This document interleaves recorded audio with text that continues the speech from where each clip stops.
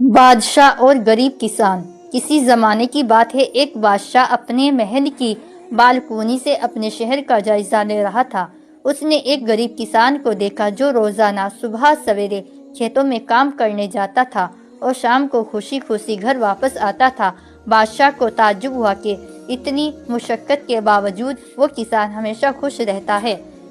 ایک دن بادشاہ نے اپنے وزیر سے کہا، میں یہ جاننا چاہتا ہوں کہ یہ کسان ہمیشہ خوش کیوں رہتا ہے، حالانکہ اس کے پاس نہ دولت ہے نہ آرام دہ زندگی۔ وزیر نے کہا، بادشاہ سلامت، یہ اس لیے ہے کہ یہ کسان 99 کلپ کا حصہ نہیں ہے۔ بادشاہ نے حیرانی سے پوچھا، یہ 99 کلپ کیا ہے؟ وزیر نے کہا، میں آپ کو یہ ثابت کر کے دکھاؤں گا۔ وزیر نے حکم دیا کہ کسان کے گھر کے دروازے پر رات کے وقت ایک تھیلی رکھی جائے جس میں 99 سونے کے سکے ہو اور ایک خط لکھا جائے، یہ تمہارے لیے تحفہ ہے۔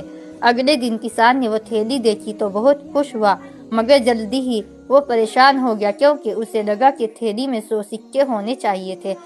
اس نے سوچا کہیں ایک سکہ گم تو نہیں ہو گیا۔ پھر اس نے فیصلہ کیا کہ دن رات محنت کرے گا تاکہ ایک اور سکہ کما سکے اور 100 سکے پورے کر لیں۔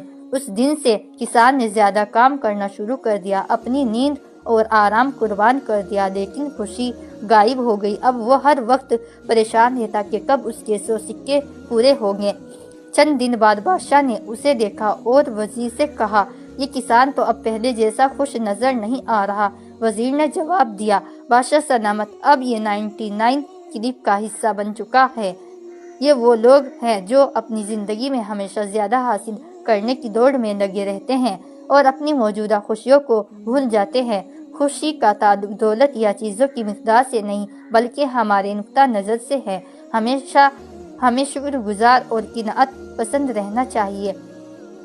یہ ایک سبق آموز کہانی ہے جو خوشی اور قناعت کی اہمیت پر روشنی ڈالتی ہے۔ کہانی میں ایک بادشاہ ایک غریب کسان کی سادہ مگر خوشحال زندگی سے متاثر ہوتا ہے اور جاننا چاہتا ہے کہ وہ بغیر دولت کے کیوں خوش رہتا ہے۔ بادشاہ کا وزیر کسان کو 99 کلپ کا حصہ بنا کر ثابت کرتا ہے کہ جب انسان زیادہ حاصل کرنے کی خواہش میں مبتلا ہو جاتا ہے تو وہ اپنی موجودہ خوشیوں کو کھو دیتا ہے۔ یہ کہانی ہمیں شکر گزاری، قناعت اور حقیقی خوشی کے معنی سکھاتی ہے۔